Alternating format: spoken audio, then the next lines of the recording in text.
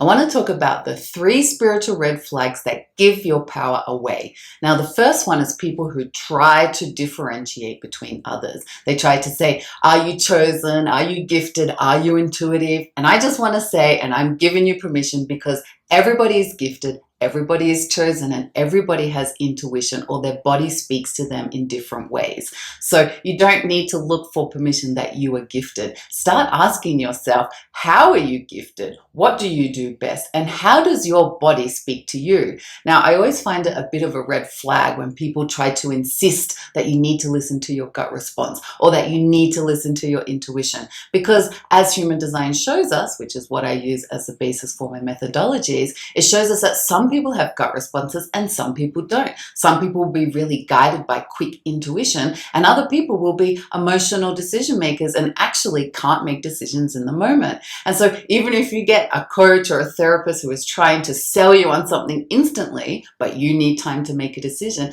that to me is also a red flag. So it's really important that instead of seeking permission about who you are or what you are or how your body speaks to you, start asking your body, because it will guide you to the answers that are correct for you. Now, this leads me to spiritual flag number 2, and those are coaches, guides, and therapists who insist that you must do it their way, and if you fail, it's probably because you didn't follow their process. Now, everybody is genetically and energetically unique. What coaches and therapists and healers provide are their experiences of what worked for them, what worked for their energetic and genetic makeup, and they provide stories and results and proof, and it is worth every penny that you pay. But what you must understand is that that is their process, and that is an external tool. Now, that's a yang for us. It provides structure, it provides a path or a journey that can help and guide our own inner journey. But ultimately, it will be unbalanced if you're only following the yang, the external structure.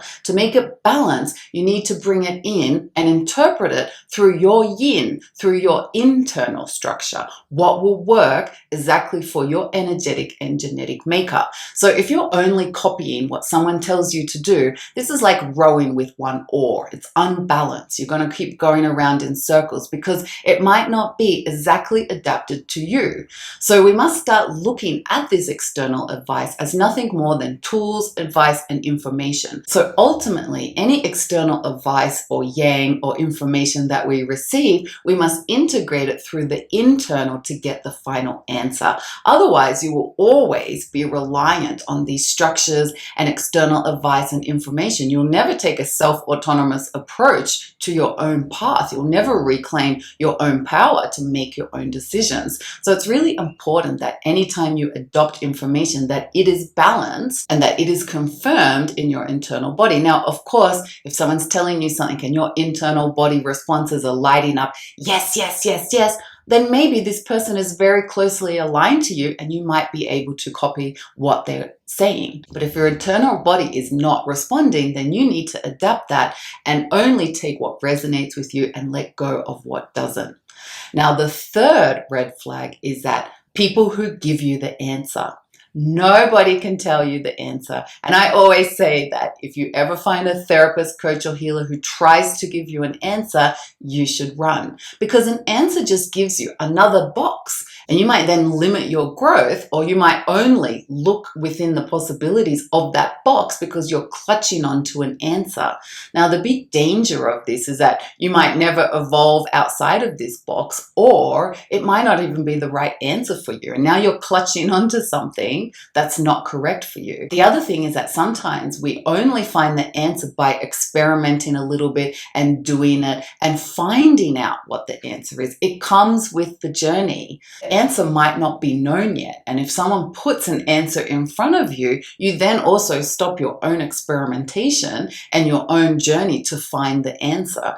Also, answers change. So what might be correct today might actually be very different after you do 10 experiments and 6 months later. Now, as a self-activation coach and an energy reader, I can certainly guide people to what their strengths are, how their vulnerabilities might be blocking their gifts, the kind of environments that they might need, but I still can never give them the answer, because who knows what their body is going to respond to 2 weeks later? Who knows what new passion they're going to find in 2 months? The other thing is that sometimes we might not be ready for the answer. So someone might give you an answer that really might be perfect for you in 10 years' time, but you actually need to do 5 other different careers before that, because that's part of building the experience and understanding how exactly you're going to step into that career. So no one can give you the answer. And if you keep seeking for other people to give you the answer, you're giving your power away, because later when you get back into that confusion and that lack of clarity, you're going to rely and need more people to give you the answer.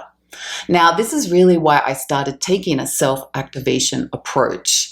Because you need to activate yourself and you need to find your own gifts. That's how you find your power and how you empower your gifts. And this is exactly why I started the Self-Activation Academy. We go through coaching, there are courses, there are ways that we support each other. We do lots of social activation, but it is still designed to be your part. We lead each other by sharing our stories and sharing our experiences, but not by telling other people what to do and how to do it and giving them the answers. So if you are ready to take back your power and self-activate your gifts, click the link down below and go and check out the Self-Activation Academy. There's also a free ebook that looks at what are the 3 red flags that block your gifts. So if you're failing to really see your gifts or even feel that you're special, go and have a look, because maybe there's a block that's stopping you from stepping into your highest potential. So make sure you subscribe, because this channel is all about self-activation techniques, and I can't wait to see you in the next video.